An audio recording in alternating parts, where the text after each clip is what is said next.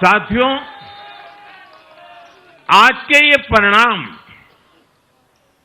उन विकास विरोधियों को भी बिहार का जवाब है जो कहते थे और बेशर्मी से कहते थे कि बिहार को एक्सप्रेसवे और हाईवे नहीं चाहिए, जो कहते थे बिहार को इंडस्ट्री नहीं चाहिए, जो कहते थे कि बिहार में ट्रेन एयरपोर्ट की क्या जरूरत है। आज के ये परिणाम वंशवाद की राजनीति के खिलाफ विकासवाद की राजनीति को दिया जनादेश है।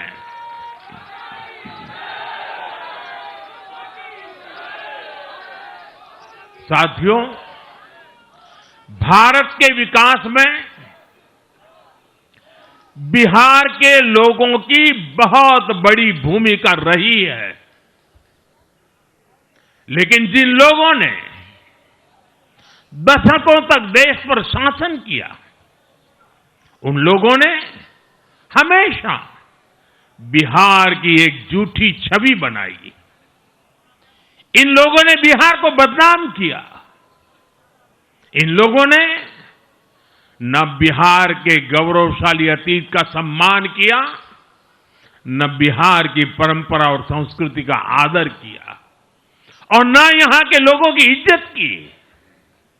आप खुद सोचिए, जो लोग छठ पूजा को ड्रामा कह सकते हैं, वो बिहार की परंपरा का कितना सम्मान करते होंगे।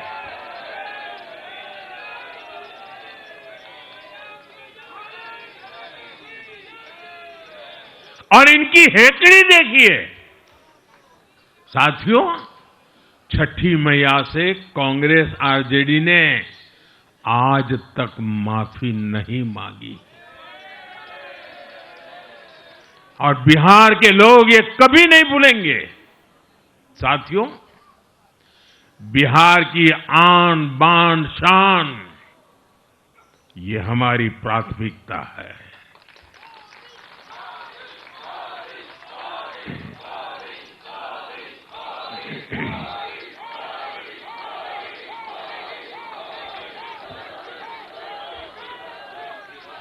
हमारी सरकार छठ को यूनेस्को की हेरिटेज लिस्ट में शामिल करने का प्रयास कर रही है। लक्ष्य ये है कि पूरा देश, पूरी दुनिया इसके महत्व से, इस संस्कृति से जुड़ सके। आपने भी इस बार देखा है कि जब इस बार छठ पूजा के दौरान रेलवे स्टेशनों पर छठी मैया के गीत गूंजे, तो हर कोई इस पावन पर्व में सम्मिलित होता दिखा। साथियों, पिछले वर्ष देश के लोगों ने लगातार तीसरी बार एनडीए को अपना जनादेश दिया था। 60 वर्षों बाद ऐसा अवसर आया जब किसी को लगातार तीसरी बार सत्ता में आने का अवसर मिला।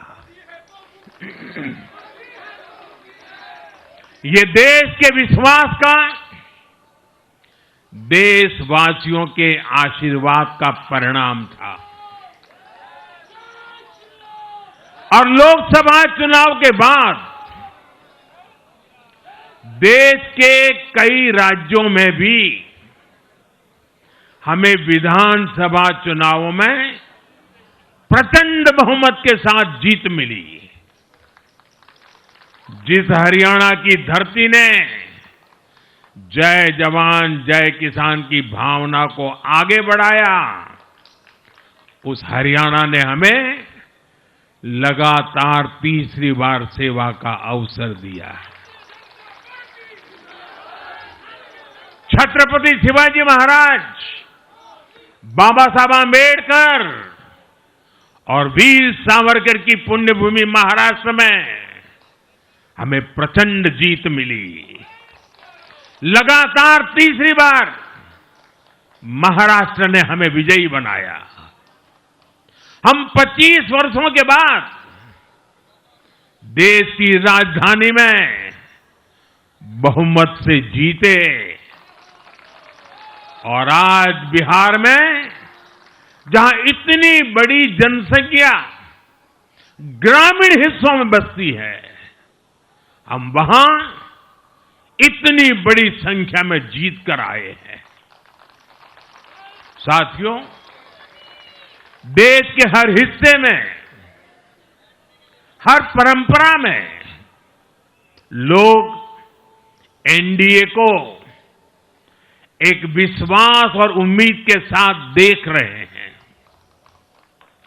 देश के महानगरों से देश के ग्रामीण इलाकों तक, देश के फाइनेंशियल सेंटर से टियर 2 और टियर 3 शहरों तक, देश की नारी शक्ति से देश के फर्स्ट टाइम वोटर्स तक, हर वर्ग, हर जाति, हर समुदाय, हर क्षेत्र ने एनडीए को अपना विश्वास, अपना आशीर्वाद दिया है और लगातार अपना आशीर्वाद दे रहे हैं।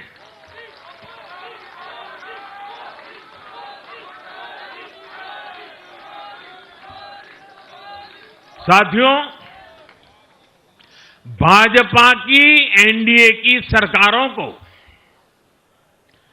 20-20 साल बाद भी अगर जनता फिर से चुन रही है तो ये देश में pro people, pro governance, pro development राजनीति की स्थापना है।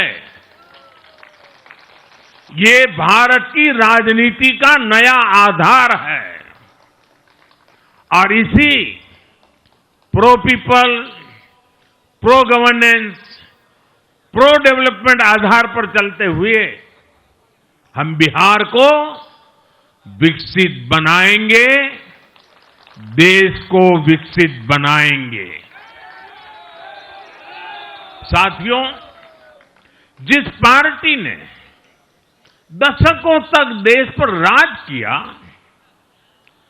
उस पर देश की जनता का विश्वास लगातार घट रहा है। कांग्रेस देश के अनेक राज्यों में सालों से सत्ता से बाहर है। बिहार में 35 साल, गुजरात में 30 साल, यूपी में भी करीब 4 दशक और पश्चिम बंगाल में करीब 5 दशक से कांग्रेस की सरकार लौटी नहीं है। साथियों, पिछले 3 लोकसभा चुनावों में कांग्रेस 3 अंकों की संख्या तक पहुंच नहीं पाई है। 2024 के लोकसभा चुनाव के बाद, मैं 24 के बाद की बात कर रहा हूं, 2024 के लोकसभा चुनाव के बाद देश के 6 राज्यों में विधानसभा चुनाव हुए और इनमें भी कांग्रेस 100 सीटों का आंकड़ा पार नहीं कर पाई है। 6 की, मैं 6 विधानसभा की बात कर रहा हूं। और आज ही के दिन सिर्फ एक चुनाव में हमारे जितने विधायक चुने गए हैं, कांग्रेस पिछले 6 चुनावों में, 6 चुनाव में उतने विधायक जीत नहीं पाई।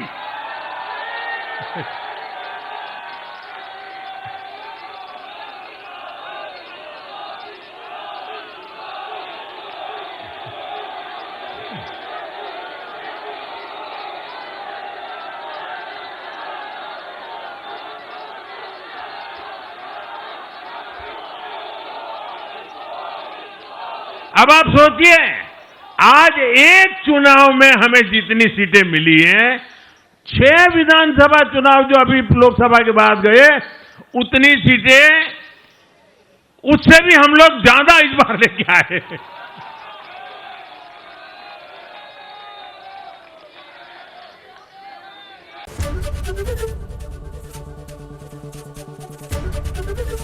एबीपी गंगा, खबर आपकी, जुबान आपकी।